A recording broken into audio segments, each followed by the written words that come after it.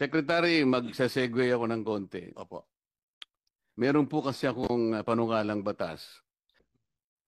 Subsidy Ito, sigurado pong nasa kanila, direkta na nating may bibigay. Kesa naman sa kolektahin po natin, pagkatas ipamimigay bilang ayuda, wala namang guidelines. Libre. Hindi po ba practical yun? Yeah. Ang alam ko rin, doon sa lifeline subsidy, meron tayong pagka below 100 kilowatt hours ang gamit mo. Hindi po, 20 kilowatt hours lang ang nasa lifeline po. Ulitin ko Hindi lang. po 120. Yeah, ulitin ko lang. Pagka 71 to 100 kilowatt hours, may diskwento ng 20%. Pag 0 to 20 kilowatt hours, 100% libre. Pagka 21 to 50, 50%. Pagka 51 to 70 kilowatt hours, 35%.